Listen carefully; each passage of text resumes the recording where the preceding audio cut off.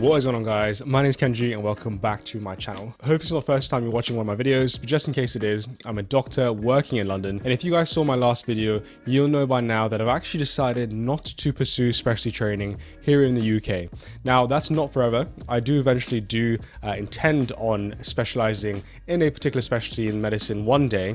However, right now, I've actually decided once I finish my foundation year 2 year to actually take at least 1 year off as a whole entire break from medicine. I will be still practicing medicine in some regard as a part-time locum doctor. I'll speak more about that later on in the video. However, in this video, I'll be sitting down and telling you guys all of my thoughts, my ideas, and the reason why I chose this particular route. Now, I did touch on my reasons in the last video that I filmed.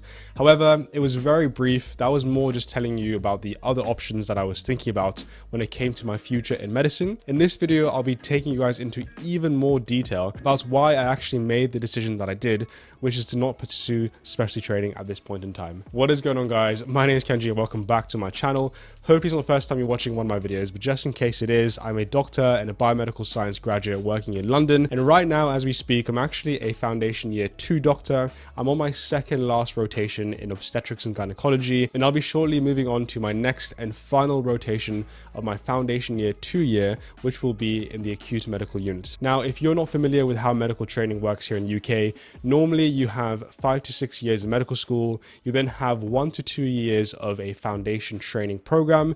Here in the UK, that's what we call it. In other parts of the world, it can be called things like an internship year. Here in the UK, we do that for 2 years. And then once we finish these 2 years, we then move on to specialty training.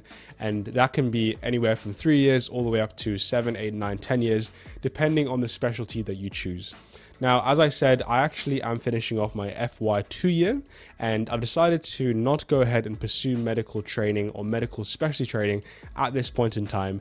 And let's go ahead and talk about the first reason why I did that. Well, actually, no, let's talk about why I'm making this video first. This is not going to be a productive video. It's not going to be a video on, that'll massively change your life. However, I think there is huge value in sitting down and talking to you guys and sharing my sort of career thoughts and my ideas and plans. Now, if you're someone who wants to get into medical school or wants to pursue medical specialty training, you will know there is a standard pathway that everyone takes, or a lot of people do take, which is medical school, foundation training, then specialty training. And you will see a few people here and there who do pursue different paths, but no one really kind of sits down in a lot of detail and explains to you why they chose the path they did. And I feel like if we all shared our knowledge, shared our ideas, and shared all the sort of paths you can take, it will be very beneficial to each other. And that is really why I'm making this video. If you're someone who has any interest in medicine at all, it's important you know about the other options that you have in your training as a medical doctor. And that's what I'm doing here. I want to share all of my thoughts, ideas, and plans so you guys can make an informed decision about what you want to do in your future as a medical healthcare professional. So that's why I'm making this video. The first reason why I actually decided to take this path is just to take a break. So it's been a long pathway for me, guys. If you've been watching my channel, I did my A-levels, of course, my high school, I finished that. I went straight onto a biomedical science degree, which was 3 years.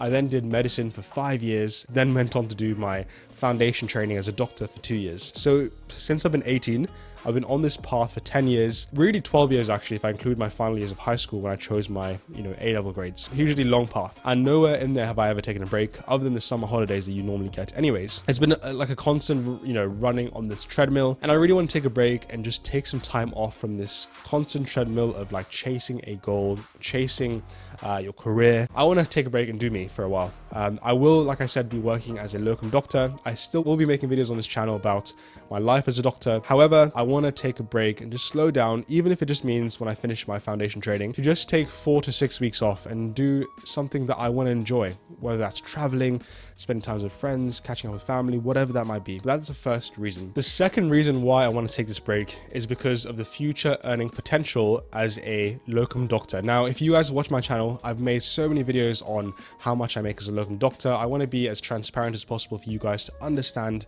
how finances work as a doctor. But it's also a little bit different as a locum doctor, and not a locum doctor like I have been in the last few months where I have a full-time job and do locum on the side, but working purely as a locum doctor, just as a locum doctor. Like I have no full-time contract, just locuming around the country. Now this has certain benefits. There are certain locum jobs that last literally 4, 5, 6 months, where they'll literally hire you full-time, being paid as a full-time locum doctor for a full 6 months. And that's really right now what I'm trying to find. You can be paid anywhere from 45 to 75 pounds an hour. Most jobs that I'm looking at right now pay around 55 pounds per hour. So if we take a normal 9-to-5 job paying 55 pounds an hour, I'll show you guys a quick example of how much you can actually earn during this time. So 55 times by 8 times by 5 days a week times by 4 weeks, you can earn, just like working 9-to-5, up to 8,800 pounds working as a full-time locum doctor. And as I said, there are places that have jobs available for literally 4 to 6 months purely working locum. And if you want to earn more working in the evenings or working in the weekends, you can easily earn over £10,000 a month working as a locum doctor. Now, why do I want to take time out to earn more money? So as I said to you guys, I've been a student for pretty much my whole entire life, other than the last 2 years of working as a doctor. Which means that during the ages of 18 till about 26, other than, what I earned on YouTube, in terms of my actual career, I earned no money. And in fact, I spent so much money paying for my living expenses in London when I was in medical school, in my last degree. I spent a bunch of money, and it was so difficult to save any money at all. I wasn't working a job. It's kind of like, put me back financially in a way compared to some of my friends who've been working the last 6-7 years. So I want a chance to just, work extra, work a lot, save a lot of money, and just have that good financial reserve that will then set me up in the future when I do decide to pursue specialty training.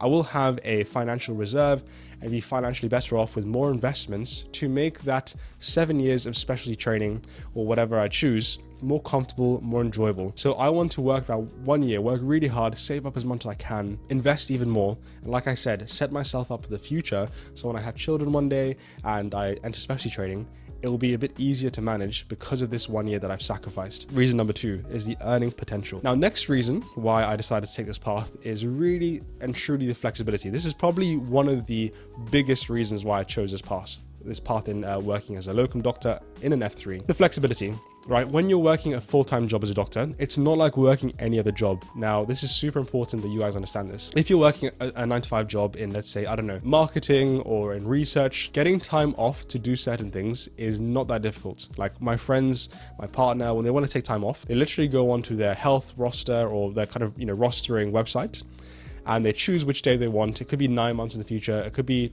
tomorrow, it could be a couple of weeks away. They'll type in the day they want and they'll instantly get it. Of course, there are some exceptions like around Christmas time where a lot of people want to take time off, but generally speaking, you can make plans weeks to months ahead and it's super easy to get time off. Like you literally just choose the days 6 months from now, you email your manager and it's all done. It does not work that way in medicine and it is super annoying. If I want to take time off in medicine, first thing is that I cannot take time off if I'm on call. So if I'm on call working a 12.5-hour shift or I'm on night shifts, you're not allowed to take time off. The difficulty is that I'm on call most of the time, at least once a week. If you're someone like me who has family across the world, across the country, and if you're flying to Singapore or wherever to take time off, or like in my case, flying to Kenya to see family, you can't go for 4 days, right? You need to at least go for 1, 2, 3 weeks to make that trip worth it. You're paying all this money, you're spending all this time to get there. You need to go for a while. So for me to go ahead and book time off to see my family is super difficult because I need to, by myself, swap all of my on-call shifts with my colleagues. You have to beg your colleagues and ask them, do you mind just covering my shift and I'll cover your shift at a different time, to clear off a 2 or 3 week period on your timetable when you're not on call. That's the first thing. The second thing is, if the ward does not have enough doctors at that time that you want to take time off, say there are people are on night shifts, people are on call, and there's not enough doctors on the ward to cover, because there's always people on study leave or night shifts or whatever, then they'll make your life extremely difficult to actually get that time off. I've mentioned this before on my channel, but I've had to fight sometimes just to get 1 day off to go and see my cousin for their birthday, my sister for their birthday, for graduations. You have to fight and beg your rota manager to let you have time off. Again, adding to the difficulty of trying to get time off. And this isn't your fault. If you're a doctor, you deserve to have time off. Because the ward is not able to staff themselves is not your fault. It's not your problem. But they make it a problem, unfortunately. So getting time off for a significant amount of time is super difficult. You have to swap all of your shifts when you're on call. If there's not enough doctors on the ward, you're basically told, like, tough, you can't take that time off. And it's very, very difficult to get that time off. You basically have no flexibility or very little flexibility. To make matters worse, if you, let's say, have an important event, which is 6 months from now, which is not on your current rotation, it's on your next medical rotation, that is almost impossible to get because you need to find who the next rota manager is on your next medical specialty. You need to email them, you need to wait for their reply.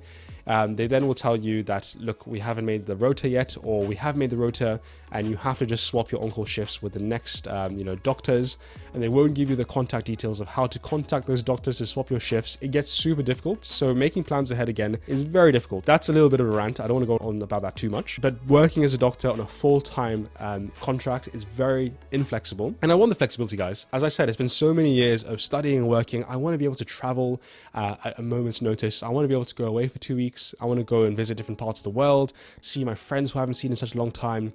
I want to be able to make YouTube videos as often as I possibly can, more than once a week if I can. I want to have that flexibility, and most importantly, have time to do other stuff in my life that I've not been able to do previously. As I said, medicine, you're on this treadmill. You sometimes get so focused on your career, on your studying, on getting into medical school, getting that specialty you want to get into, and it leaves certain things in your life behind. Generally speaking, for doctors, that's things like getting married, getting engaged, like I said, traveling to certain places they've always wanted to see. Those things that are really important for you as a human being, they're really important for your soul that you can't quantify. You just don't have time for, and sometimes that can be left further aside. So I want to have this flexibility. I want to, work on my family. I want to work on my friendships. I want to travel the world. And that requires flexibility that, unfortunately, jumping into specialty training will not give me. Now, the next reason why I decided to take this break is to be sure of my path. Guys, like medicine, it's not a race. It really is not a sprint. It is a marathon. And you're on this treadmill for a very, very long time until you become a consultant. And even when you become a consultant, there are still hoops to jump through. And I want to be sure of my path. I love medicine right now. I love being a doctor. It's such a privilege. But I want to be sure that when I jump onto a 7 or 8 year specialty training program, that it is the right thing for me, and that is truly what I want to do in my heart for the rest of my life. And I'm not just talking about medicine in general, I'm also talking about specialties. If I jump into pediatrics, for example, to train there, I want to be sure that pediatrics is what I want to do. In the next year, I want to pick up as many shifts as I can in pediatrics. I want to also delve back into dermatology, because that was also one of my initial interests. I want to locum in obstetrics and gynecology and psychiatry and get more time in these specialties to make sure that what I want to do in terms of my specialty is my absolute dream. And secondly, as I said, to make sure that medicine is truly the career path for me. And sometimes you need to just take a break. You need to take a break to think, to breathe, to experience more of life. The next year, I might dabble in different specialties.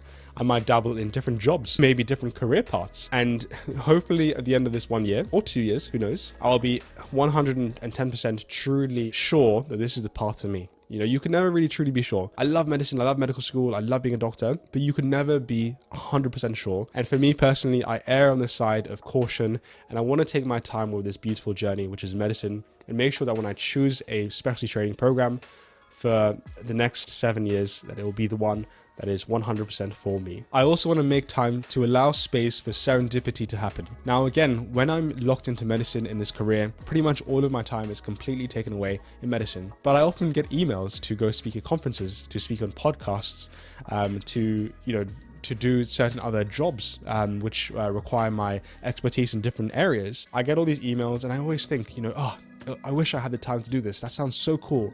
I would love to do that part-time on the side of medicine, or I would love to do this on my weekends, and I just don't have the time. Like right now as a doctor, I don't have the time to pursue anything else right now other than making these YouTube videos for you guys and also, working as a doctor. I want to have time to allow serendipity to happen. I want to have time to reply to people on LinkedIn when they offer me different things, different jobs, different conferences, to travel to different areas of the world.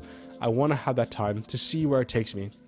It probably will take me back to medicine anyways, to specialize, because, I feel like medicine truly is my calling. But you never know, somewhere in the meantime, maybe alongside medicine, maybe working part-time as a doctor, there may be these other opportunities that could really blossom into something that leads to a life that I truly enjoy. And right now, I just don't have the time and flexibility to pursue those things. But I want to have this 1 year to see what it's like and see where I end up, and watch this video back myself to see where the future Kenji ends up. Going back to the first point I made actually about taking a break, one thing that I didn't mention enough is that I'm also really tired. I'm not gonna sugarcoat this, guys.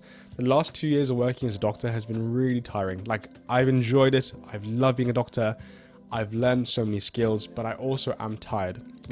Today is the 18th of January, and I'm about to go on to 4 night shifts in a row. Last week, or the week before last week, I was on 3 night shifts in a row. It messed up my last week. It's going to mess up this week. You know, my hormones going to be all over the place. My skin is going to be messed up. My immune system will be messed up. My sleeping schedule, my eating schedule, every single schedule in my body and in my life will be messed up for the next 4 days in a row because I'll be working 4 night shifts, 12.5-hour shifts in a row. Don't get me wrong, I will love parts of it, but I will not love every second of it. You know, I will miss being home with my partner.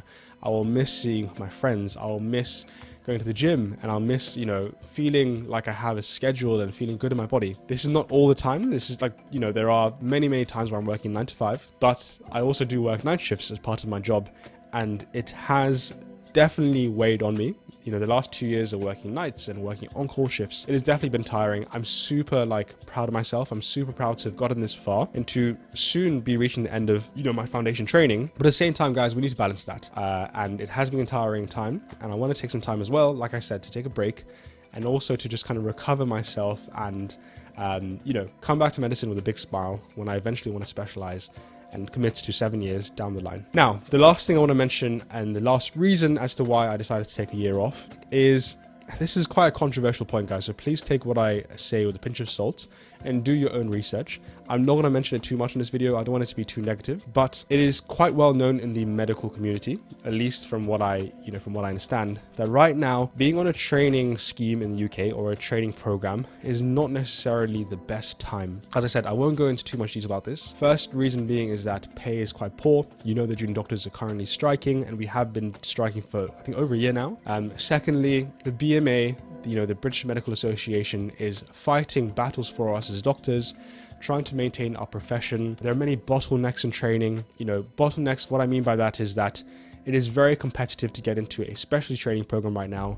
We're competing against graduates, medical graduates from all around the world. It is very competitive. And even once you get into that, you know, that program, getting a consultant job at the end, again, there's not many consultant jobs going around. You may have to stay as a registrar for a while until you get a consultant post. There are so many bottlenecks in training. You know, to give you guys a quick example, I really love dermatology, but to become a dermatologist, I need to apply for internal medical training first. From now, like I'll have to apply for 2 years of internal medical training that is competitive to get into, and that will require a lot of sacrifice, a lot of exams. But if I do get into internal medical training, I'll work there for 2 years. Then after that, after passing that first initial bottleneck, I'll then have to apply for dermatology training, which is a 4-year training program in dermatology.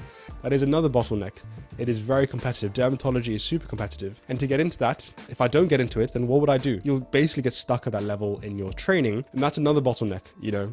And then once you become a dermatology trainee, when you get through the 4 years of training, there is then another bottleneck to get through, which is to get a consultant job. And you have to fight for jobs, and there are not many consultant jobs out there. It is just a long, you know, complicated process, guys. These are just to mention a few things, you know, the low salary, the high competition rates, the bottlenecks at different stages, the competition ratios just being super high and increasing every single year. If you want to find out more about this, just go onto the BMA website and see what sort of fights they're fighting for doctors. Go on to Med Twitter and just look at all the tweets right now that a lot of doctors are complaining about regarding the training programs that we're in. I'll leave it at that. Maybe I'll make a separate video about this if you guys want me to and get a bit controversial. Leave a comment down below about what you guys would like if you want me to delve into that pathway. But I'm gonna leave it here, guys. I hope this video has been informative. I hope if you're in medical school or foundation training or whatever, this has helped you think about what you need to be considering when you want to pursue a career in medicine and in specialty training. If you have any questions at all, please leave a comment down below and I'll get back to you. Thank you so much for watching. Before you guys leave, please take 2 seconds to drop a like on the video. Make sure you're subscribed with notifications on to never miss another upload,